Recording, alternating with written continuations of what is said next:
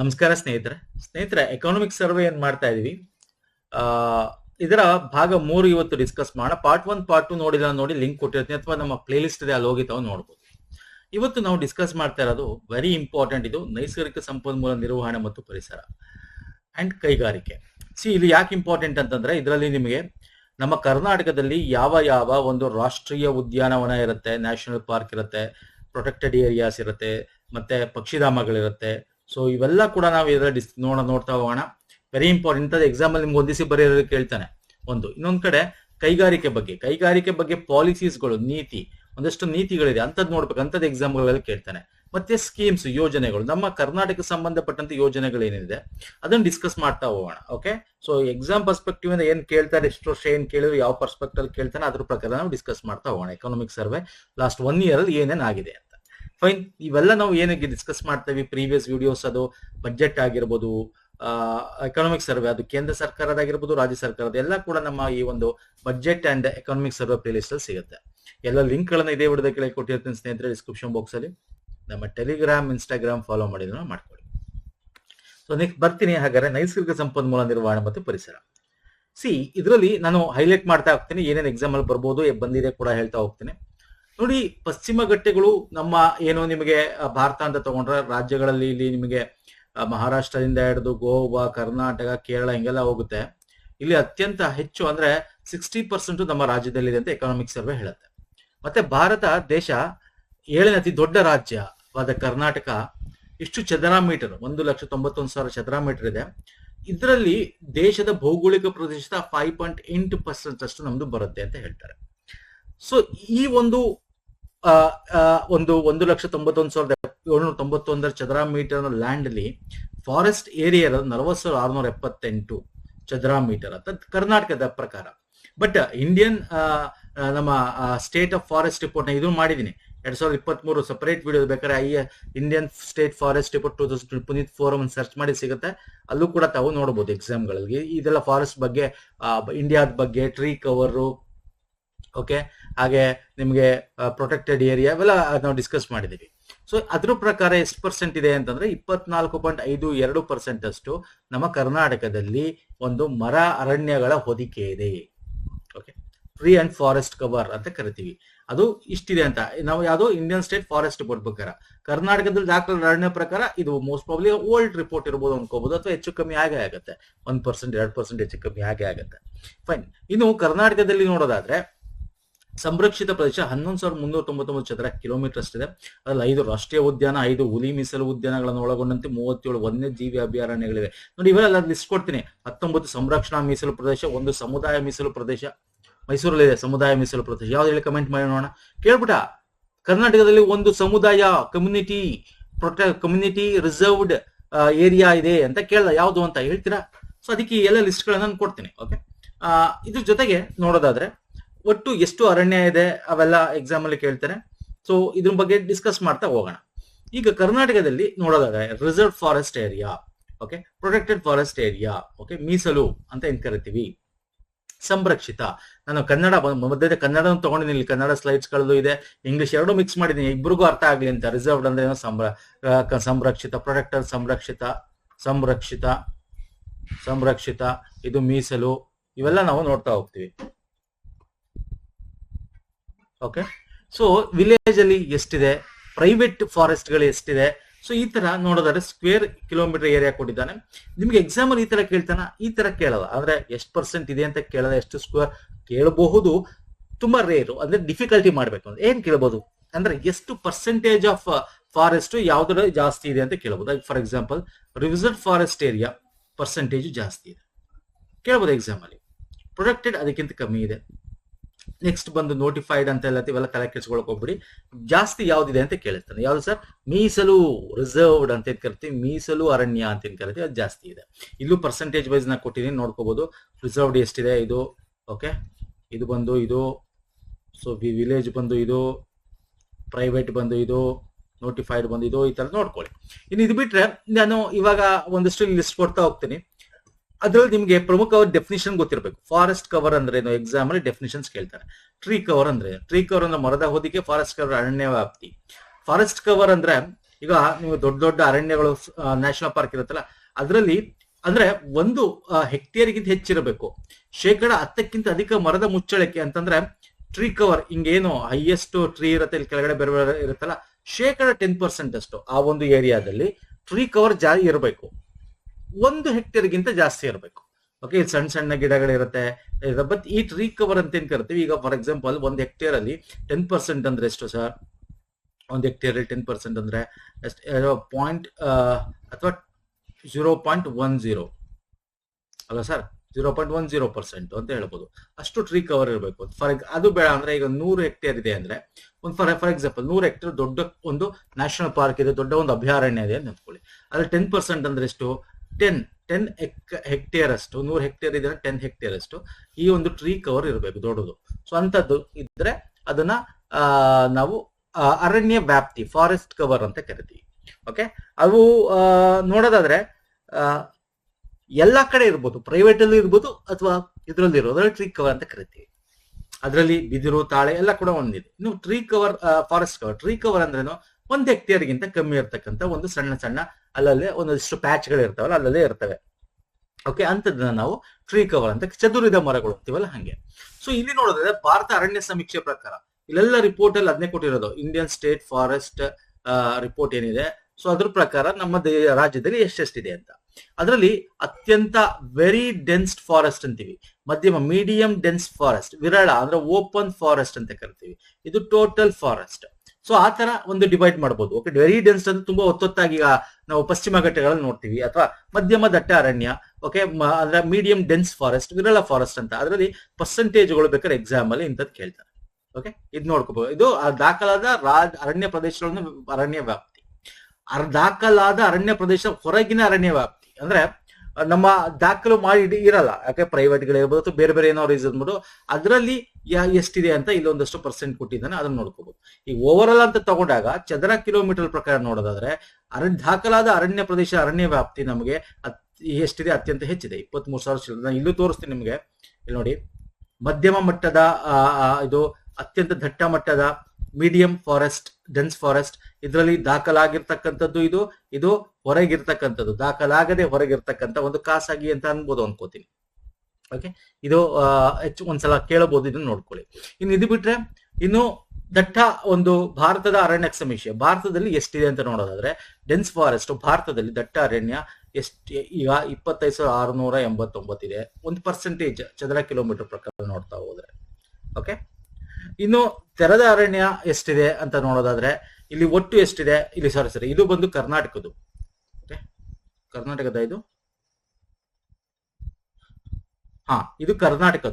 ಕರ್ನಾಟಕದ ಒಂದು ದಟ್ಟ ಅರಣ್ಯ, dense forest, open forest. Dense forest, open forest ಎಷ್ಟಿದೆ ಅಂತ, ಭಾರತದ ಎಷ್ಟಿದೆ ಅಂತ ಕೂಡ ಇಲ್ಲಿದೆ. ಒಟ್ಟು ಕರ್ನಾಟಕದ ಒಟ್ಟು ಇಷ್ಟಿದ್ರೆ ಭಾರತದ 7,15,342.61 ಚದರ ಕಿಲೋಮೀಟರ್ ಅಷ್ಟು ನಾವು ಭಾರತದಲ್ಲಿ ನೋಡ್ತೀವಿ.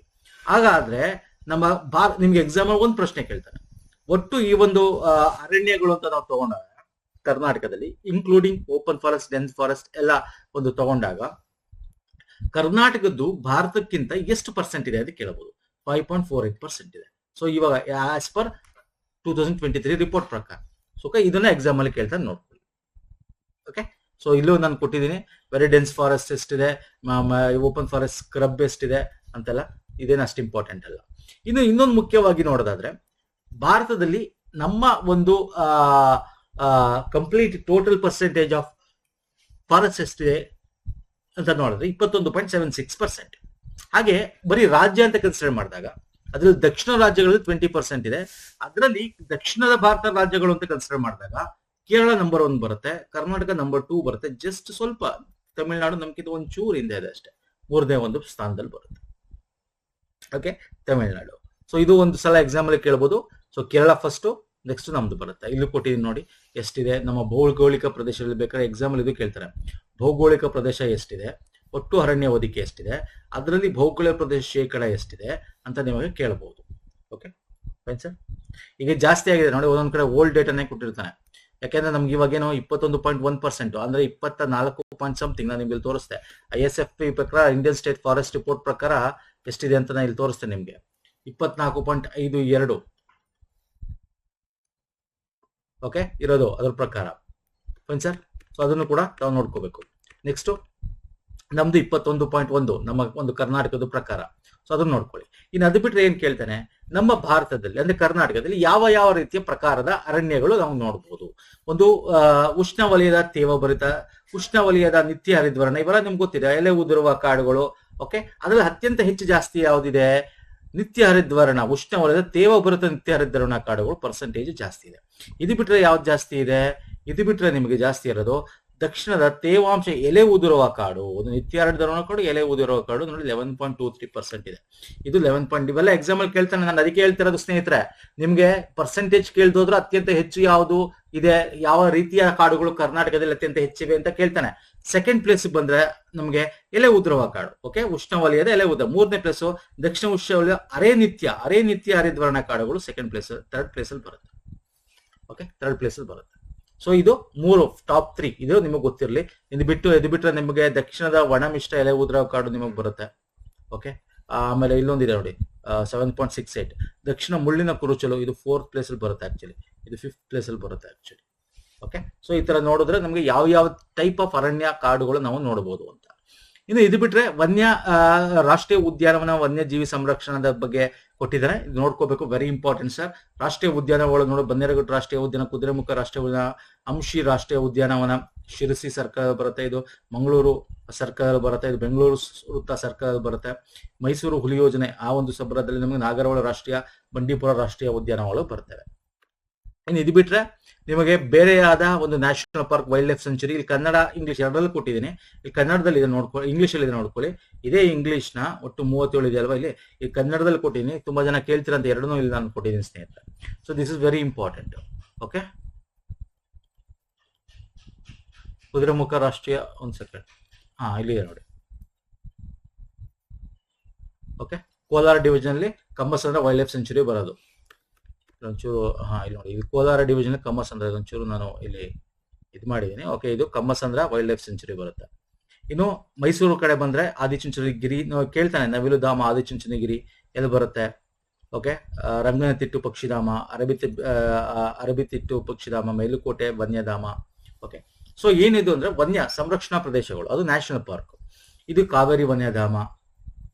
ಓಕೆ, ಚಾಮರಾಜನಗರ ಇದ್ರಲ್ಲಿ ಬರುತ್ತೆ. ಕೇಳಿದ ಮೊನ್ನೆ ಎಕ್ಸಾಮ್ ಅಲ್ಲಿ ಇದನ್ನ ಕೇಳಿದ ನಾನು, ಅದಕ್ಕೆ ಏನಕ್ಕೆ ಕೇಳ್ತಾ ಇರೋದು ಅಂತಂದ್ರೆ, ಇದು ಬರೋದು ಕನಕಪುರ ಕಾವೇರಿ ವನ್ಯಜೀವಿ ವಿಭಾಗ ಕನಕಪುರ, ಮತ್ತೆ ಇದು ಕಾವೇರಿ ವನ್ಯಧಾಮ ವಿಭಾಗ ಬರೋದು. ಇದು ಬಂದು ವಿಸ್ತರಿಸಿದ ವನ್ಯಧಾಮ ಅಂತ ಹೇಳಿ ನಾವು ಚಾಮರಾಜನಗರ ಸರ್ಕಲ್ ಅಲ್ಲಿ ಬರೋದು. ಕೇಳಿದ್ದ ಯಾವ ಸರ್ಕಲ್ ಅಲ್ಲಿ ಬರುತ್ತೆ ಅಂತ. ಕಾವೇರಿ ಅಂದ ತಕ್ಷಣ ನಾವು ತುಂಬಾ ಜನ ಮಂಡ್ಯ ಅಥವಾ ಮೈಸೂರು ಅಂತ ಆಗ್ತೀವಿ. ಇಲ್ಲಿ ಕಾವೇರಿ ವನ್ಯಧಾಮ ವಿಸ್ತರಿಸಿದ ವನ್ಯಧಾಮ ಇದು ಬರೋದು ಎಲ್ಲಿ ಸರ್, ಚಾಮರಾಜನಗರ ಸರ್ಕಲ್ ಬರುತ್ತೆ. ಮಲೈ ಮಹದೇಶ ವನ್ಯಧಾಮ ಚಾಮರಾಜನಗರ ಸರ್ಕಲ್ ಕೇಳ್ತಾನೆ, ಅದಕ್ಕೆ ನಾನು ಇದನ್ನ ಕೊಟ್ಟಿರೋದು ಸ್ನೇಹಿತರೆ. ತಲಕಾವೇರಿ ಬ್ರಹ್ಮಗಿರಿ ಪುಷ್ಪಗಿರಿ ಬಂದು ಕೊಡಗು ಸರ್ಕಲ್ ಅಲ್ಲಿ ಬರುತ್ತೆ. ಸೋಮೇಶ್ವರ ವನ್ಯಧಾಮ ಮೂಕಾಂಬಿಕಾ ದಾಂಡೇಲಿ, ಮತ್ತೆ ಇನ್ನೊಂದು ನಾನು ನಿಮಗೆ ಮೈಸೂರಲ್ಲಿ ಹೇಳ್ತಾ ಇದ್ದೆ ರಂಗನತಿಟ್ಟು. ಓಕೆ, ಅಂದ ತಕ್ಷಣ ನೀವು ಮೇಲುಕೋಟೆ ಅಂದ ತಕ್ಷಣ ನೀವು ಮಂಡ್ಯ ಸರ್ಕಲ್ ಅಂತ ಹಾಕ್ಬಿಟ್ರೆ, ವಿಭಾಗ ಅಂತ ಹಾಕಿದ್ರೆ ತಪ್ಪು. ಇದು ಮೈಸೂರು ವಿಭಾಗಕ್ಕೆ ಬರೋದು ಸರ್ಕಲ್, ವೃತ್ತ ವಿಭಾಗಗಳು ದಯವಿಟ್ಟು ಅರ್ಥ ಮಾಡ್ಕೊಳ್ಳಿ. ಹಾಗಾಗಿ ಕೇಳಿದ್ದಾನೆ ಎಕ್ಸಾಮ್ ಅಲ್ಲಿ ಸ್ನೇಹಿತರೆ. Fine sir. ಹಾಗೆ ನಿಮಗೆ ಬೇರೆ ಹಿಂಗೆ ಕೇಳಬೇಕು ಅಂತೇನಿಲ್ಲ, ಬೇರೆ ಬೇರೆ ಯಾವ ಜಿಲ್ಲೆ ಅಂತ ಬೇಕಾದ್ರೆ ಕೇಳಬಹುದು ನಿಮ್ಗೆ. ಓಕೆ, ಈಗ ಶರಾವತಿ ಕಣಿವೆ ಆಗಿರ್ಬೋದು, ಗುಡವಿ ಪಕ್ಷಿ ನಮ್ಮ ಯಾವ ಜಿಲ್ಲೆಯಲ್ಲಿ ಇದೆ ಕೇಳಬಹುದು. ಎಲ್ಲಿ ಬರುತ್ತೆ, ಶಿವಮೊಗ್ಗದಲ್ಲಿ ಬರುತ್ತೆ. ಅರ್ಥ ಆಗ್ತಿಲ್ಲ ನಾನು ಹೇಳ್ತಾ ಇರೋದು. ಜಿಲ್ಲೆ ಬೇಕಾದ್ರೂ ಕೇಳಬಹುದು. ಸರ್ಕಲ್ ವಿಭಾಗ ಅಂತ ಕೇಳಿದ್ರೆ ಬೇರೆ ರೀತಿ, ಜಿಲ್ಲೆ ಅಂತ ಕೇಳಿದ್ರೆ ಬೇರೆ ರೀತಿ, ದಯವಿಟ್ಟು ಅರ್ಥ ಮಾಡ್ಕೊಳ್ಳಿ. ಓಕೆ, ಸೊ ರಾಣೆಬೆನ್ನೂರು ಕೃಷ್ಣ ಮೃಗ ಪಕ್ಷಿಧಾಮ ಎಲ್ಲಿ, ಹಾವೇರಿ ಜಿಲ್ಲೆ. ವಿಭಾಗ ಬಂದು ಧಾರವಾಡ ವೃತ್ತ, ವಿಭಾಗ ಬಂದು ಹಾವೇರಿ ವಿಭಾಗ, ವೃತ್ತ ಸರ್ಕಲ್ ಬಂದು ಧಾರವಾಡ ಸರ್ಕಲ್ ಬರುತ್ತೆ. ಕತ್ತಪ್ಪ ಗುಡ್ಡ ಆಗಿರ್ಬೋದು, ದಾರೋಜಿ ಕರಡಿಧಾಮ ಎಲ್ಲಿದೆ, ಇದು ವಿಜಯನಗರ ಡಿಸ್ಟ್ರಿಕ್ಟ್ ಅಲ್ಲಿ ಬರ್ತಕ್ಕಂಥದ್ದು, ಬಳ್ಳಾರಿ ವೃತ್ತಕ್ಕೆ ಬರುತ್ತೆ, ಬಳ್ಳಾರಿ ಸರ್ಕಲ್ಗೆ. ನಾನು ಹೇಳ್ತಾ ಅರ್ಥ ಆಗ್ತಿಲ್ಲ ಸ್ನೇಹಿತರೆ, ಹಿಂಗೆ ಕೇಳಿದ್ದಾನೆ ಎಕ್ಸಾಮ್ ಅಲ್ಲಿ. ಓಕೆ, ಸ್ವಲ್ಪ ಡಿಫಿಕಲ್ಟಿ ಮಾಡ್ತಾನೆ. ಸಿಂಪಲ್ ಆಗಿ ಕೇಳೋದು ಬೇರೆ, ಡಿಫಿಕಲ್ಟಿ ಮಾಡೋದು ಬೇರೆ.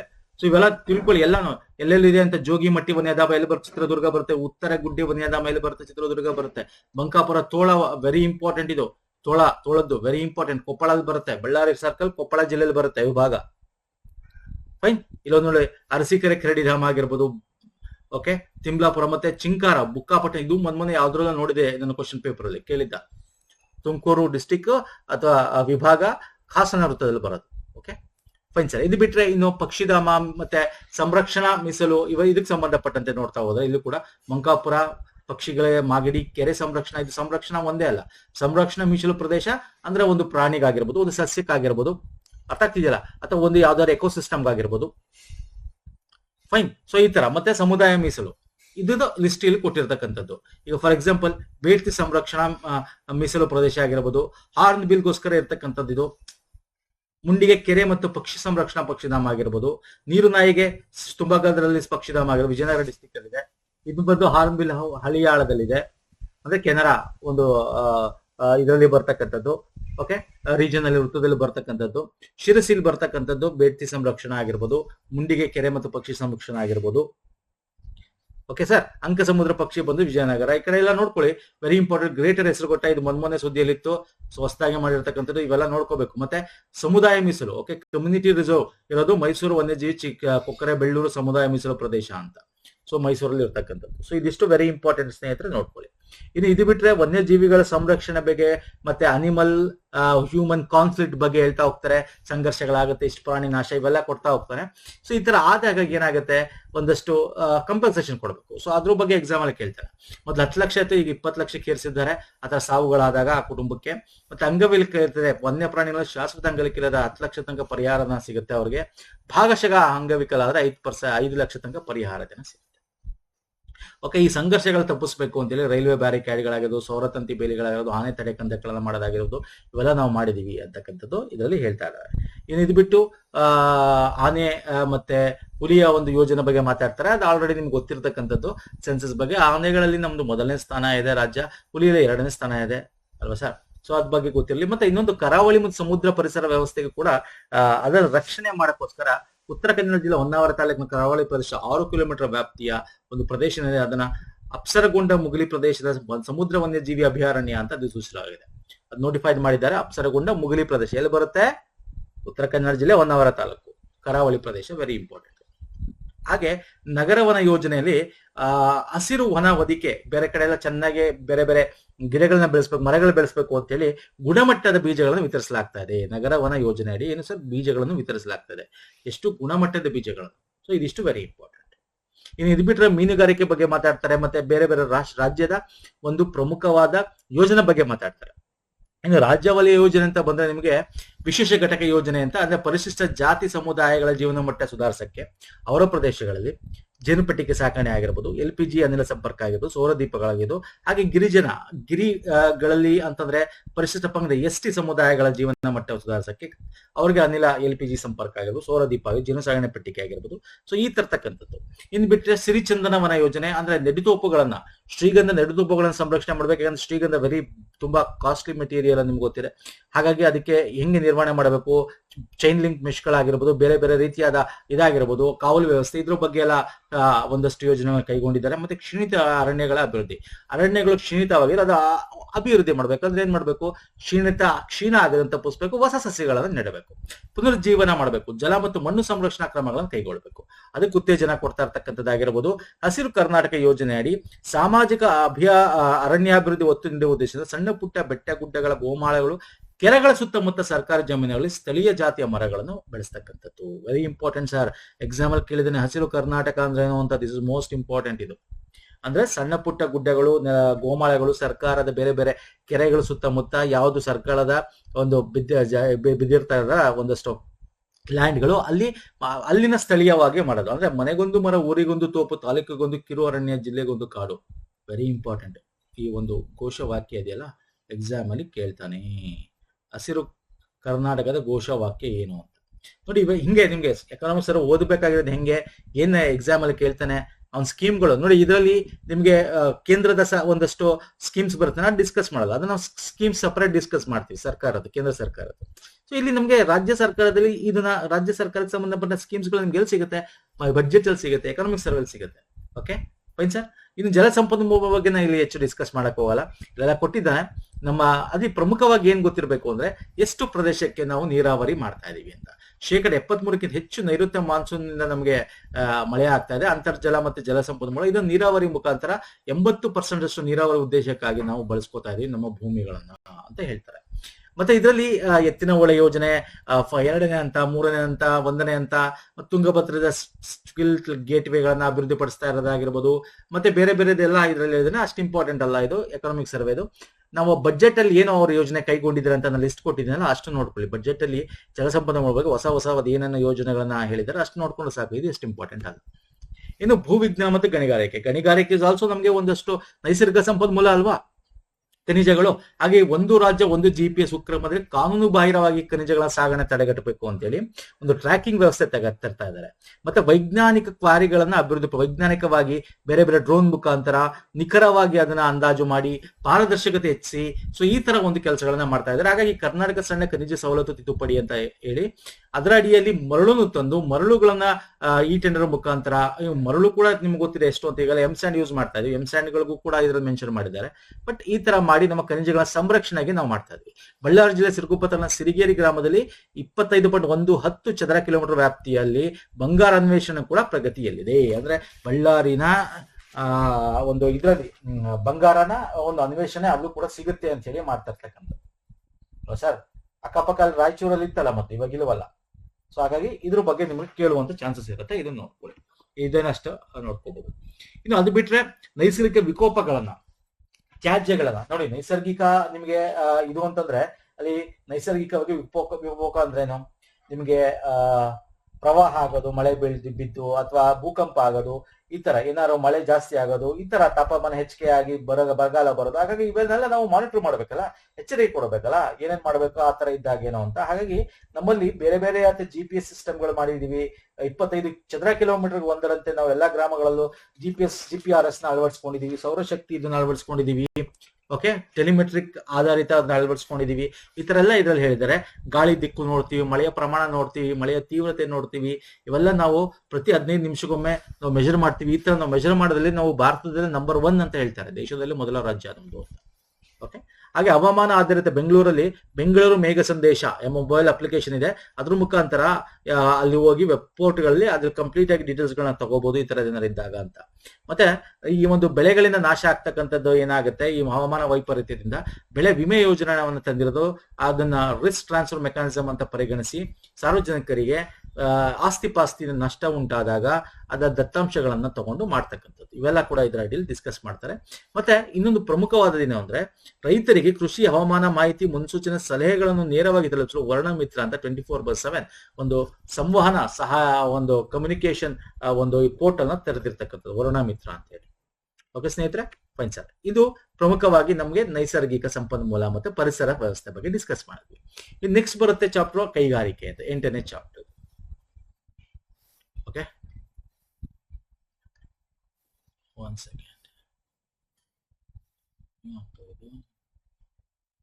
8ನೇ ಚಾಪ್ಟರ್ ಕೈಗಾರಿಕೆ. ಓಕೆ, ಸರ್ಚ್ ತಗೋತಾ ಇದೆ. ಓಕೆ, ಸೊ ಇದ್ರ ಬಗ್ಗೆ ನಾವು ಡಿಸ್ಕಸ್ ಮಾಡೋದಾದ್ರೆ ಕೈಗಾರಿಕೆ ಬಗ್ಗೆ ಏನ್ ಕೇಳ್ತಾನೆ ಇಲ್ಲಿ. ಕೈಗಾರಿಕೆ ನಿಮ್ಗೆ ಗೊತ್ತಿದೆ, ನಮ್ಮ ದೇಶದಲ್ಲಿ GSTP gross state domestic product ಅಂತ ಏನ್ ಕರಿತೀವಿ, ರಾಜ್ಯದ ಒಟ್ಟು ಆಂತರಿಕ ಉತ್ಪನ್ನಕ್ಕೆ ಆಲ್ಮೋಸ್ಟ್ 10.3% ಅಷ್ಟು ಬೆಳವಣಿಗೆ ಇದು ಕೊಡ್ತಾ ಇದೆ. 2025-26 ಕೊಟ್ಟಿದೆ. ಅದಕ್ಕಿಂತ ಮುಂಚೆ ನೋಡ್ರೆ 8.1 ಇತ್ತು, ಈಗ ಜಾಸ್ತಿ ಆಗಿದೆ. ಸೊ ಹಾಗಾಗಿ ಇದು ಇಸ್ ವೆರಿ ಇಂಪಾರ್ಟೆಂಟ್. ಉತ್ಪಾದನಾ ವಲಯದಲ್ಲಿ ಅದರಲ್ಲಿ ನಾವು ಡಿವೈಡ್ ಮಾಡ್ತಾ ಹೋದ್ರೆ 11.3% ಶೇಕಡ ಉತ್ಪಾದನಾ ಪ್ರೊಡಕ್ಷನ್ ಒಂದು ಇದನ್ನ ನಾವು ಕೈಗಾರಿಕೆಗಳಲ್ಲಿ ನಾವು ನೋಡ್ತಾ ಇದ್ದೀವಿ. ಸೊ ಹಾಗಾಗಿ ಕೈಗಾರಿಕೆ ಬೆಳವಣಿಗೆ ಆಗ್ಬೇಕು, ಸುಮ್ನೆ ಬೆಳವಣಿಗೆ ಆಗುತ್ತಾ? ನಮ್ಮ ರಾಜ್ಯದಲ್ಲಿ ಹಂಗಾರೆ ಯಾವ ರೀತಿ ಕೈಗಾರಿಕೆ ಇದೆ, ಯಾವುದು ಜಾಸ್ತಿ ಪರ್ಸೆಂಟೇಜ್ ಆಫ್ ಒಂದಿದೆ ಅಂದ್ರೆ ನೋಡೋದಾದ್ರೆ, ಅತ್ಯಂತ ಹೆಚ್ಚಿರ್ತಕ್ಕಂಥ ಮೂಲ ಲೋಹ ಉತ್ಪನ್ನ ಮತ್ತೆ ಆಹಾರೋತ್ಪನ್ನ ಮತ್ತು ಪಾನೀಯ ಇದು ಜಾಸ್ತಿ ಇದೆ. ಇದು ಫಸ್ಟ್, ಇದು ಸೆಕೆಂಡ್, ಇದು ಥರ್ಡ್. ಇಲ್ಲಿ ಕೊಟ್ಟಿದೆ ನೋಡಿ, ಅದರ ಒಂದು ಶೇಕಡಾವಾರು ಪ್ರಕಾರ ಕೇಳಬಹುದು ಬೇಕಾದ್ರೆ ಇಂಥದ್ದು ಯಾವ ಕೈಗಾರಿಕೆ ನಮ್ಮ ರಾಜ್ಯದಲ್ಲಿ ಇದೆ ಅಂತ. ಕಲ್ಲಿದ್ದಲು ಶುದ್ಧೀಕರಣ, ಪೆಟ್ರೋಲಿಯಂ ಇದೆ, ವಾಹನ ಟ್ರಲ್ಲೆಸ್, ಸೆಮಿ ಟ್ರಲ್ಲೆಸ್ಗಳಿವೆ, ವಿದ್ಯುತ್ ಉಪಕರಣ ತಯಾರಿಕೆ, ಯಂತ್ರೋಪಕರಣ ಇದೆ. ಓಕೆ, ಹಾಗೆ ಉತ್ಪನ್ನ ತಯಾರಿಕೆ ಇದೆ, ಸಿದ್ಧ ಉಡುಪುಗಳ ತಯಾರಿಕೆ ಕೂಡ ಇದೆ. ಅದು ಲಾಸ್ಟ್ ಪರ್ಸೆಂಟೇಜ್. ಸಿದ್ಧ ಉಡುಪುಗಳು ನಾವು ಗುಜರಾತ್ ಮತ್ತೆ ತಮಿಳುನಾಡಲ್ಲಿ ನೋಡ್ತೀವಿ, ಕೊಯಮತ್ತೂರು ಅದೆಲ್ಲ ಜಾಸ್ತಿ ನೋಡ್ತೀವಿ. ಸೊ ಇದು ನಮ್ಮ ಕೈಗಾರಿಕೆಗಳು. ಹಾಗಾಗಿ ಇದನ್ನ ನಾವು ಜಾಸ್ತಿ ಮಾಡಬೇಕಲ್ಲ, ಏನ್ ಮಾಡೋದು ಅಂತ ನೋಡೋದಾದ್ರೆ ಸ್ಕಿಲ್ ಡೆವಲಪ್ಮೆಂಟ್ ಒಂದ್ ಕಡೆ ಬೇಕು, ಅದು ನೆಕ್ಸ್ಟ್ ಚಾಪ್ಟರ್ ನೋಡೋಣ. ಅದು ಬಿಟ್ರೆ ಪ್ರಮುಖವಾಗಿ ನಮಗೆ ನೀತಿಗಳು ಬೇಕು, ಪಾಲಿಸಿ. ಕರ್ನಾಟಕ ಕೈಗಾರಿಕೆ ನೀತಿ, ನೀತಿ ಬಗ್ಗೆ ಎಕ್ಸಾಮ್ ಅಲ್ಲಿ ಕೇಳ್ತಾನೆ ಸ್ನೇಹಿತರೆ. ಏನ್ ಕೇಳ್ತಾನೆ, ಕರ್ನಾಟಕ ಕೈಗಾರಿಕೆ ನೀತಿ ಎಷ್ಟು ವರ್ಷದ ತನಕ ಇದೆ ಅಂತ, 25-30 ಅಥವಾ ನಿಮಗೆ 25-30 ಅಂತ ಕೊಡ್ತಾನೆ, ಅಥವಾ 20-25 ಅಂತ ಕೊಡ್ತಾನೆ, ಅಥವಾ 26-35 ಅಂತ ಕೊಡ್ತಾನೆ, ಹಿಂಗೆಲ್ಲ ಕೊಟ್ಬಿಡ್ತಾನೆ. ಹಾಗಾಗಿ ಗೊತ್ತಿರ್ಬೇಕು ನಿಮ್ಗೆ ಏನಿದು ಕರ್ನಾಟಕ ಕೈಗಾರಿಕಾ ನೀತಿ ಅಂದ್ರೆ. ಕೈಗಾರಿಕೆಗಳ ರಾಜ್ಯವನ್ನು ಕೈಗಾರಿಕೆಗಳ ಸಹಯೋಗದೊಂದಿಗೆ ಒಂದು ಕೈಗಾರಿಕಾ ಬೇಡಿಕೆ ಪೂರೈಸಲು ಮಾನವ ಸಂಪನ್ಮೂಲದಿಂದ ಹಿಡಿದು ಬಂಡವಾಳಗಳಿಂದ ಹಿಡಿದು ದುಡ್ಡು ಬೇಕಲ್ಲ, ಎಲ್ಲಾ ರೀತಿಯಾದ ವಾತಾವರಣ ನಿರ್ಮಾಣ ಮಾಡಬೇಕು. ಅದು ಒಂಥರ ಹೂಡಿಕೆ ಸ್ನೇಹಿ ಆಗಿರೋ ಪರಿಸರ ವ್ಯವಸ್ಥೆಯಲ್ಲಿ ಇರಬೇಕು. ಓಕೆ, ಅದಕ್ಕೆ ಏನೇನ್ ಮಾಡಬೇಕು ಈ ಒಂದು 5 ವರ್ಷದಲ್ಲಿ ಅಂತ ಒಂದು ನೀತಿ ಮಾಡಿದ್ದಾರೆ. ಎಲ್ಲಾ ಪ್ರದೇಶಗಳ ಸಮಗ್ರ ಅಭಿವೃದ್ಧಿ ಇದನ್ನ ಮಾಡಬೇಕು. ಹಾಗಾಗಿ ಪ್ರಾದೇಶಿಕ ಸಮಾನತೆ ತರಬೇಕು. ಇದರಲ್ಲಿ ಎಲ್ಲಾ ಹಿಂದುಳಿದ ತಾಲೂಕುಗಳು ಕೈಗಾರಿಕೆಗಳನ್ನು ಕೊಡಬೇಕು. ಮತ್ತೆ 2030ರ ವೇಳೆಗೆ ಒಟ್ಟು 7.5 ಲಕ್ಷ ಕೋಟಿ ಹೂಡಿಕೆ ಮಾಡಬೇಕು. ಹಾಗೆ ಉದ್ಯೋಗ ಸೃಷ್ಟಿಗೂ ಅಷ್ಟೇ, ಕೈಗಾರಿಕೆ ವಿಸ್ತರಣೆಗೆ 20 ಲಕ್ಷ ಹೊಸ ಉದ್ಯೋಗಗಳನ್ನ ಈ 5 ವರ್ಷ ಸೃಷ್ಟಿ ಮಾಡಬೇಕು ಅಂತ. ಎಸ್ಪೆಷಲಿ ಕೈಗಾರಿಕೆಗಳಲ್ಲಿ ಉತ್ಪಾದನಾ ಬೆಳವಣಿಗೆ ಅಂದ್ರೆ ಪ್ರೊಡಕ್ಷನ್ ಡೆವಲಪ್ಮೆಂಟ್ ಜಾಸ್ತಿ ಮಾಡಬೇಕು ಅಂತ. ಓಕೆ, ಇವೆಲ್ಲ ಒಂದು ಇಟ್ಕೊಂಡು ಮತ್ತೆ ಸುಸ್ಥಿರತೆ ಇರಬೇಕು. ಅದರಲ್ಲಿ ಹಸಿರು, okay, green industry very important ನಮಗೆ. ಯಾವುದು ಹವಾಮಾನಗಳನ್ನ ನಾವು ಹಾಳಾಗೋದನ್ನ ತಡೆಯಕ್ಕೆ. ಸೊ ಇವೆಲ್ಲ ಒಂದು ದೃಷ್ಟಿಕೋನ ಇಟ್ಕೊಂಡು ಜಾಗತಿಕ ಮಟ್ಟದಲ್ಲಿ ಕರ್ನಾಟಕವನ್ನ ಕೈಗಾರಿಕಾ ಬೆಳವಣಿಗೆಗಳನ್ನ ನಾವು ನೋಡಬೇಕು ಅನ್ನೋ ಉದ್ದೇಶದಿಂದ ಈ ನೀತಿಯನ್ನ ಮಾಡಿರ್ತಕ್ಕಂಥದ್ದು. Okay, this is very important. ಅದೇ ತರ ಬೇರೆ ಬೇರೆ ನೀತಿಗಳಿದೆ. ಕರ್ನಾಟಕ ಉದ್ಯೋಗ ಮಿತ್ರ ಅಂತ ಮಾಡಿದ್ದಾರೆ. ಸೊ ಇದು ಕರ್ನಾಟಕ ಉದ್ಯೋಗ ಮಿತ್ರ ಅಂತಕ್ಕಂಥದ್ದು ಏನೋ ಅಂದ್ರೆ ಸಿಂಗಲ್ ವಿಂಡೋ ಸಿಸ್ಟಮ್. ನಾ ಹೇಳಿದ್ನಲ್ಲ, ಇದು ಹೂಡಿಕೆಗೆ ಫ್ರೆಂಡ್ಲಿ ಆಗಿರಬೇಕು ಅಂದ್ರೆ ಸಿಂಗಲ್ ವಿಂಡೋ ಸಿಸ್ಟಮ್ ಅಲ್ಲಿ ಎಲ್ಲಾ ವ್ಯವಹಾರಗಳು ಬಗೆಹರಿಸಬೇಕು. ಸೊ ಅದನ್ನ ಮಾಡಿದ್ದಾರೆ ಕರ್ನಾಟಕ ಉದ್ಯೋಗ ಮಿತ್ರ ಅಂತ.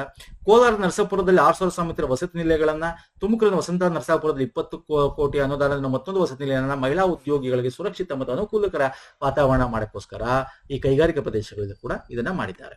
ಇನ್ನು rain and accelerating MSME performance ನಿಮ್ಗೆ ಗೊತ್ತಿದೆ. ಒಂದು ಭಾರಿ ಕೈಗಾರಿಕೆ ಒಂದ್ ಕಡೆ ಆದ್ರೆ ನಮಗೆ MSME is very important. MSME okay, very important. Micro small and medium enterprises ಅಂತ ಏನ್ ಕರಿತೀವಿ, ಸಣ್ಣ, ಅತಿ ಸಣ್ಣ ಮತ್ತು ಮಧ್ಯಮ ಕೈಗಾರಿಕೆಗಳಿಗೆ ಏನೋ ಮಾಡಬೇಕು ಅದನ್ನ ತರಬೇತಿ ಕಾರ್ಯಕ್ರಮದಿಂದ ಹಿಡಿದು ಬೇರೆ ಬೇರೆ ನಾವೀನ್ಯತೆಗಳನ್ನ ಪ್ರದರ್ಶನ ಮಾಡೋ ಸ್ಪರ್ಧಾತ್ಮಕತೆಗಳಿಗೆ ಅವರು ಒಗ್ಗೂಡ್ಗು ಬರಬೇಕಲ್ಲ ಮುಂದೆ. ಸೊ ಅದನ್ನ ಮಾಡೋದು ಅಂದ್ರೆ ಸೊ ಇವೆಲ್ಲ ಕೂಡ ಇದನ್ನ ಮಾಡ್ಕೊತಾ ಇದ್ದಾರೆ. ಇನ್ನು ವಿಶೇಷ ಘಟಕ ಯೋಜನೆ ಮತ್ತು ಗಿರಿಜನ ಯೋಜನೆ ಅಡಿ SC/STಗಳ ಸೂಕ್ಷ್ಮ ಪ್ರದೇಶಗಳಲ್ಲಿ ಅವರಿಗೆ ಏನೇನ್ ಮಾಡಬೇಕು ಮುಂದೆ ಬರಕ್ಕೆ, ಹಿಂದುಳಿದ ಪ್ರದೇಶಗಳ ಮುಂದೆ ಹೆಂಗ್ ತರಬೇಕು, ಸೊ ಅವೆಲ್ಲ ಕೈಗಳನ್ನ ಮಾಡ್ಕೊತಾ ಇದ್ದಾರೆ. ಇವೆಲ್ಲ ಮಾಡ್ತಾ ನಮ್ಮ ರಾಜ್ಯ ಫಾರಿನ್ ಡೈರೆಕ್ಟ್ ಇನ್ವೆಸ್ಟ್ಮೆಂಟ್ ನಲ್ಲಿ 2019ರಿಂದ 25ರವರೆಗೆ 21% ಪಾಲು ಕರ್ನಾಟಕದಲ್ಲಿದೆ ಅಂತ ಹೇಳ್ತಾ ಹೋಗ್ತಾರೆ. ಹಂಗೆ ಅತ್ಯಂತ ಜಾಸ್ತಿ ಯಾವುದು, ಮಹಾರಾಷ್ಟ್ರ ನಂಬರ್ 1. ಈ 5 ವರ್ಷಗಳಲ್ಲಿ 19ರಿಂದ 25 ಅಂತ ನೋಡಿದಾಗ 31% ಮಹಾರಾಷ್ಟ್ರಕ್ಕೆ ಹೋಗಿದೆ ಫಸ್ಟ್, ಕರ್ನಾಟಕ ಸೆಕೆಂಡ್ ಪೊಸಿಷನ್ ಇದೆ, ಗುಜರಾತ್ 3rd ಪೊಸಿಷನ್ ಇದೆ ಅಂತಾರೆ. ಇವ್ರು ಯಾವಾಗ್ಲೂ ಹಂಗೆ ವಿಕ್ರಮ್ ಸರ್ ಮೇಲೆ ಯಾವ್ದು ಪಾಸಿಟಿವ್ ತೋರಿಸ್ತಾರೆ. ಲಾಸ್ಟ್ ಇಯರ್ ಮಾತಾಡಿ ಅಂದ್ರೆ ಮಾತಾಡಲ್ಲ ಇಲ್ಲಿ. ಓಕೆ, 5 ವರ್ಷ ಯಾವ್ದ್ರಲ್ಲಿ ನಾವು ಒಳ್ಳೆ ಇದು ಅಂತದ್ದೇ ಈ ಸರ್ಕಾರಗಳ ಹೆಂಗೆ ಏನೋ ಮಾಡಕ್ಕಲ್ಲ, ಫ್ಯಾಕ್ಟ್ ಇಸ್ ಫ್ಯಾಕ್ಟ್ ನ ತರ ಇಡಬೇಕಾಗತ್ತೆ ಒಂದ್ ಕಡೆ. ಬಟ್ ಓಕೆ, ಲಾಸ್ಟ್ 5 years ಅಂತ ತಗೊಂಡಾಗ ಸೆಕೆಂಡ್ ಸ್ಟೇಜ್ ಅಲ್ಲಿ ನಾವು ಬರ್ತೀವಿ. ಇನ್ನು ಕೈಗಾರಿಕೆಗಳ ಸೇವೆಗಳ ಬೆಳವಣಿಗೆ ಹೆಚ್ಚಿಸಲು ನಾವು ಮಾಹಿತಿ ತಂತ್ರಜ್ಞಾನ ನೀತಿ ಕೂಡ, ಅಂದ್ರೆ ಕೈಗಾರಿಕೆಗಳಲ್ಲಿ ಸೇವಾ ವಲಯ ಅಲ್ವಾ, ಸರ್ವಿಸ್ ಸೆಕ್ಟರ್ಗಳು, ಅದರಲ್ಲಿ ನಾವು ಮಾಡಕ್ಕೆ ಒಂದು ಮಾಹಿತಿ ತಂತ್ರಜ್ಞಾನ IT ಟೆಕ್ನಾಲಜಿ 25-30 ಅಂತ ಒಂದು ಹೊಸದಾಗಿ ತಂದಿದ್ದೀವಿ. ಇದೇನಪ್ಪಾ ಅಂತಂದ್ರೆ IT-BTಗಳಲ್ಲಿ ಹೊಸ ಟೆಕ್ನಾಲಜಿಗಳನ್ನ ತರಕ್ಕೆ ಏನೇನ್ ಮಾಡ್ಬೇಕು, ನಾವೀನ್ಯತೆಗಳಿಗೆ ಏನೇನ್ ಮಾಡ್ಬೇಕು, ಓಕೆ, ನವೀನತೆ, ಪ್ರತಿಭೆ, ತಂತ್ರಜ್ಞಾನಾಧಾರಿತ ಬೆಳವಣಿಗೆ ಚಾಲಿತವಾಗಿರುವ ಜಾಗತಿಕ ಸ್ಪರ್ಧಾತ್ಮಕ ಸಮಾವೇಶಾತ್ಮಕ ಡಿಜಿಟಲ್ ಆರ್ಥಿಕತೆಯನ್ನು ಕರ್ನಾಟಕದಲ್ಲಿ ಸ್ಥಾಪನೆ ಮಾಡಬೇಕು. ಅರ್ಥ ಆಗ್ತಿದೆಯಲ್ಲ, ಒಂದು ಆಲ್ರೆಡಿ ಇದೆ, ಅದನ್ನ ನಾವು ಸುಸ್ಥಿರವಾಗಿ ತಗೊಂಡೋಗ್ಬೇಕು. ಇನ್ನು ಟೆಕ್ನಾಲಜಿ ಜಾಸ್ತಿ, ಬೇರೆ ಬೇರೆ ಟೆಕ್ನಾಲಜಿ ಅದನ್ನು ತಗೋಬೇಕು. ನವೋದ್ಯಮಗಳು, ಹೊಸ ಉದ್ಯಮಗಳನ್ನು ಬರ್ಬೇಕು. ಹಾಗಾಗಿ ನವೋದ್ಯಮ ಅಂತಾನೆ ಸಪರೇಟ್ ಮಾಡಿದ್ದಾರೆ. I will show you. Karnataka ಎಲ್ಲಿರೋದು ನವೋದ್ಯಮ ನೀತಿ ಅಂತ ತರ್ತಾರೆ. ಅಂದ್ರೆ ಹೊಸ ಉದ್ಯಮ ಸ್ಟಾರ್ಟ್ಅಪ್ಗಳೇ ಹೊಸದಾಗಿ ಏನಾದ್ರು ಬಂದ್ರೆ ಅದಕ್ಕೆ ಉತ್ತೇಜನ ಕೊಡ್ಬೇಕಲ್ಲ. ಅದಕ್ಕೆ ಡೀಪ್ ಟೆಕ್ ಆಗಿರ್ಬೋದು, ಬೇರೆ ಬೇರೆ ರೀತಿಯಾದ ಟೆಕ್ನಾಲಜಿಗಳಿಗೆ ಏನೇನಿದೆ ಅದಕ್ಕೆ ಮಾಡಕ್ಕೆ ಏನ್ ಬೇಕು, ಇನ್ಕ್ಯುಬುಲೇಟರ್ಸ್ ಬೇಕು. ಓಕೆ, ಮತ್ತೆ ನಾವೇನ್ ಹೇಳ್ತೀವಿ, ಇನ್ಕ್ಯುಬುಲೇಟರ್ಸ್ ಬಿಟ್ರೆ ಆಕ್ಸಿಲೇಟರ್ಸ್ ಅಂತ ಕರಿತೀವಿ. ಅಂದ್ರೆ ಅದನ್ನ ಮುಂದೆ ಹೋಗಕ್ಕೆ ಏನ್ ಬೇಕು, ತಂತ್ರಜ್ಞಾನವಾಗಿ ಏನ್ ಬೇಕು, ನೆರವು ಕೊಡಬೇಕು, ಹಣಕಾಸು ನೆರವು, ಮಾರ್ಗದರ್ಶನ, ಮೂಲಸೌಕರ್ಯ ಇವೆಲ್ಲ ಮಾಡಕ್ಕೆ ಏನೇನೋ ದುಡ್ಡು ಬೇಕು. ಮತ್ತೆ ಅದಕ್ಕೆ ಸಂಬಂಧಪಟ್ಟಂತೆ ಯಾವ GTC ಸೆಂಟರ್ಗಳಾಗಿರ್ಬೋದು, ಓಕೆ, GC ಸೆಂಟರ್ಗಳಾಗಿರ್ಬೋದು, ಇವೆಲ್ಲ ತೆರೆಯೋದಾಗಿರ್ಬೋದು, ಇವೆಲ್ಲ ಕೂಡ ಈ ಅಡಿಯಲ್ಲಿ ಮಾಡ್ಕೋತಾ ಇರ್ತಕ್ಕಂಥ ಖಾಸಗಿ ಕಂಪನಿಗಳ ಒಂದು ಕೈ ಜೋಡಿಸಿ. ಇನ್ನು ಅದು ಬಿಟ್ರೆ ಕರ್ನಾಟಕ ಸರ್ಕಾರ IT ನೀತಿಯನ್ನು ಶೃಂಗಸಭೆಯನ್ನ 2025ರಲ್ಲಿ ಬೆಂಗಳೂರಲ್ಲಿ ಮಾಡ್ತಾರೆ. ಏನಕ್ಕೆ ಮಾಡ್ತಾರೆ ಅಂದ್ರೆ, ಇದು ಬರೀ ನಾನು ಹೇಳ್ದೆ ನಿಮಗೆ ಒಂದು ಟೆಕ್ನಾಲಜಿಗಳ ನವೋದ್ಯಮಗಳನ್ನ ಪ್ರೋತ್ಸಾಹ ಅಂತ. ಅದ್ರಲ್ಲಿ ಏನೇನು ಬೇರೆ ಬೇರೆ ಟೆಕ್ನಾಲಜಿ 4 ಒಂದು ಪಿಲ್ಲರ್ಗಳು ಇಟ್ಕೊಂಡಿದ್ದಾರೆ. Smart and green infrastructure ready ಆಗಬೇಕು, ಫ್ಯೂಚರ್ ರೆಡಿ ಟ್ಯಾಲೆಂಟ್ ಸಿಗಬೇಕು, ಫ್ಯೂಚರ್ ರೆಡಿ ಇರಬೇಕು. ಈ ಹೊಸ ಟೆಕ್ನಾಲಜಿಗಳ AI, ಕ್ಲೌಡ್ ಕಂಪ್ಯೂಟಿಂಗ್, ಬೇರೆ ಬೇರೆ ಇದಕ್ಕೂ ಕೂಡ ತಿಳ್ಕೊಂಡಿರ್ತಕ್ಕಂಥ ಟ್ಯಾಲೆಂಟ್ ಸಿಗಬೇಕು. Business ready support and market acceleration, ಇದು ಪಕ್ಕ ಎಕ್ಸಾಮ್ ಅಲ್ಲಿ ಬರುತ್ತೆ. ಓಕೆ, ನೋಡ್ಕೊಳ್ಳಿ, ಈ 4 ಸ್ತಂಭಗಳ ಮೇಲೆ ಈ ಒಂದು IT ನೀತಿಯನ್ನ ಮಾಡಿರ್ತಕ್ಕಂಥದ್ದು. Fine sir. ಇನ್ನು ಜೈವಿಕ ಬಯೋಟೆಕ್ನಾಲಜಿ, ನಮ್ಮ ಬೆಂಗಳೂರಿನ ಹೇಳ್ತೀವಿ IT-BT ಅಂತಾನೆ ಕರಿತೀವಿ. BT ಅಂದ್ರೆ ಬಯೋಟೆಕ್ನಾಲಜಿ, ಜೈವಿಕ ತಂತ್ರಜ್ಞಾನ. ಇದ್ರಲ್ಲೂ ಅಷ್ಟೇ ಫಂಡ ಏನು ಇದರಲ್ಲಿ 24ರಿಂದ 29 ಅಂದ್ರೆ ಜೈವಿಕ ತಂತ್ರಜ್ಞಾನ ಅಭಿವೃದ್ಧಿ ಮಾಡ್ಬೇಕಂದ್ರೆ ಏನ್ ಮಾಡಬೇಕು, ಪ್ರತಿಭಾವಂತರನ್ನ ಆಕರ್ಷಿಸಬೇಕು. ಅಲ್ಲಿ ಸ್ಟಾರ್ಟ್ಅಪ್ ಗಳು ತೆರೆಯಕ್ಕೆ ಏನೇನು ಫೆಸಿಲಿಟಿ ಕೊಡಬೇಕು, ಅವ್ರಿಗೆ ಏನೇನು ಸಪೋರ್ಟ್ ಗಳು ಬೇಕು, ಅದು ಆರ್ಥಿಕತೆಯಿಂದ ಆಗಿರ್ಬೋದು, ಟೆಕ್ನಾಲಜಿಯಿಂದ ಆಗಿರ್ಬೋದು, ಅಥವಾ ಬೇರೆ ಯಾವುದೇ ಸೌಕರ್ಯಗಳಾಗಿರ್ಬೋದು ಅದನ್ನ ಕೊಡ್ತಕ್ಕಂಥದ್ದು. ಮತ್ತೆ ಅವ್ರಿಗೆ ಟ್ಯಾಕ್ಸ್ಗೆ ಸಂಬಂಧಪಟ್ಟಂತೆ ಆಗಿರ್ಬೋದು, ಎಲ್ಲ ರೀತಿ ನಾವೀನ್ಯತೆಗೆ ಏನೇನು ಬೇಕು. ಹಾಗಾಗಿ ಈ ಒಂದು ಬಯೋಟೆಕ್ನಾಲಜಿ ನೀತಿಯ ವಲಯದಲ್ಲಿ ಸುಸ್ಥಿರ ಬೆಳವಣಿಗೆ ನಾವೀನ್ಯತೆ ನಿಯಂತ್ರಣಕ್ಕಾಗಿ ಈ ಒಂದು ಮಾರ್ಗಸೂಚಿನ ತಂದಿರ್ತಕ್ಕಂಥದ್ದು. ಬೇಗ ಅವ್ರಿಗೆ ಸಿಗಬೇಕು ಅಂತ. Fine sir. ಹಾಗೆ ಬಾಹ್ಯಾಕಾಶ ನಿಮ್ಗೆ ಗೊತ್ತಿದೆ, ವೆರಿ ಇಂಪಾರ್ಟೆಂಟ್. ಬಾಹ್ಯಾಕಾಶ ಇವಾಗ ಇಸ್ರೋ ನಿಮ್ಗೆ ಗೊತ್ತಿದೆ ಬೆಂಗಳೂರಲ್ಲಿ ಇರತಕ್ಕಂಥದ್ದು. ಸೊ ಹಂಗಾಗಿ ಬಾಹ್ಯಾಕಾಶ ರಕ್ಷಣಾ ನೀತಿ, ರಕ್ಷಣೆಗೆ ಏನೇನ್ ಬೇಕು, ಪ್ರೈವೇಟ್ ಗಳನ್ನು ಜೊತೆಗೆ ತಗೊಂಡು ಅದಕ್ಕೆ ಏನೇನೋ ಸ್ಪರ್ಧಾತ್ಮಕತೆ ಜಾಸ್ತಿ ಆಗಿದೆ. ಈಗ ನಿಮ್ಗೆ ಗೊತ್ತಿದೆ ಒಂದು ಬಾಹ್ಯಾಕಾಶದಲ್ಲೂ ಪ್ರೈವೇಟ್ಗೆ ನಮ್ಮ ಭಾರತ ಒಂದು ಅನುವು ಮಾಡಿಕೊಟ್ಟಿದೆ ಸರ್ಕಾರ ಅಂತ. ಸೊ ಹಂಗಾಗಿ ಇಲ್ಲಿ ಯಾವ ಯಾವ ಒಂದು ಮೆಟೀರಿಯಲ್ಸ್ ಗಳಿಗೆ ಅಥವಾ ಅದರ ಒಂದು ಫ್ಯಾಕ್ಟ್ರಿಗಳನ್ನ ಇಲ್ಲಿ ತೆಗಿಬಹುದು ಅಂತೇಳಿ. ಸೊ ಹಂಗಾಗಿ ಅದಕ್ಕೆ ಏನೇನ್ ಬೇಕು, MSMEಗಳ ಮುಖಾಂತರ ಬೆಂಬಲಿಸೋದಾಗಿರ್ಬೋದು, MSMEಗಳ ಮುಖಾಂತರ.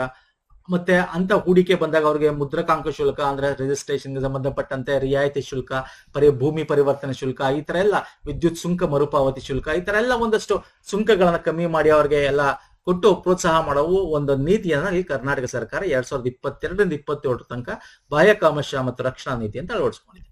ಓಕೆ. ಜೊತೆಗೆ ಪ್ರವಾಸೋದ್ಯಮ ಕೂಡ ಬೆಳವಣಿಗೆ ಆಗಬೇಕು. ಇಲ್ಲಿ ಪ್ರವಾಸೋದ್ಯಮ ತಕ್ಷಣ ಇಲ್ಲಿ ಮಹಿಳೆಯರು, ಶಾಲಾ ಮಕ್ಕಳು, ಯುವಕರು ಅವ್ರಿಗೂ ಅಧ್ಯಯನ ಕೂಡ ಆಗ್ಬೇಕು, ಅವರ ಬೌದ್ಧಿಕನೂ ಚೆನ್ನಾಗಾಗ್ಬೇಕು, ಮನೋರಂಜನೆ ಸಿಕ್ಕಂಗಾಗ್ಬೇಕು ಒಂದು ಕಡೆ. ಓಕೆ. ಇನ್ನೊಂದು ಕಡೆ ಹೊರ ರಾಜ್ಯದಿಂದ ವಿದೇಶಿ ಪ್ರವಾಸಿಗರು ಬರ್ತಾರೆ, ಅವ್ರಿಗೂ ಪರಿಸರ ವ್ಯವಸ್ಥೆಗಳನ್ನ ಚೆನ್ನಾಗಿ ಮಾಡಿ ಅಟ್ರಾಕ್ಟ್ ಮಾಡಿ ಇನ್ಫ್ರಾಸ್ಟ್ರಕ್ಚರ್ ಡೆವಲಪ್ ಇದ್ರೆ ಅವ್ರು ಬರಕ್ ಸಾಧ್ಯ. ಸೊ ಅದಕ್ಕೋಸ್ಕರ ದುಡ್ಡುಗಳನ್ನ ಎತ್ತಿಡ್ತಾ ಇದ್ದಾರೆ. ಸೊ ಪಬ್ಲಿಕ್ ಪ್ರೈವೇಟ್ ಪಾರ್ಟ್ನರ್ಶಿಪ್ ಹೊಸ ಯೋಜನೆಗಳನ್ನ ಕೈಗೊಳ್ತಾ ಇದ್ದಾರೆ ಸ್ನೇಹಿತರೆ. ಹಾಗಾಗಿ ಇಲ್ಲಿ ಒಂದು ಪ್ರವಾಸಿ ಮಿತ್ರ ಯೋಜನೆ ಅಂತ ಕೂಡ ಮಾಡಿದ್ದಾರೆ. ಇನ್ನು ಪ್ರವಾಸಿ ಮಿತ್ರ ಅಂದ್ರೆ ಪ್ರಮುಖ ಸ್ಥಳಗಳಲ್ಲಿ ಪ್ರವಾಸಿಗರ ಸುರಕ್ಷತೆ ಮತ್ತು ರಕ್ಷಣೆಯನ್ನು ಖಚಿತಪಡಿಸಿಕೊಳ್ಳಲು 102 ಮಹಿಳೆಯರು ಸೇರಿದಂತೆ 655 ಗೃಹ ರಕ್ಷಕರಿಗೆ ತರಬೇತಿ ನೀಡಿದ್ದಾರೆ ಅಲ್ಲಿ ಲೋಕಲ್ಗಳಲ್ಲಿ. ಓಕೆ.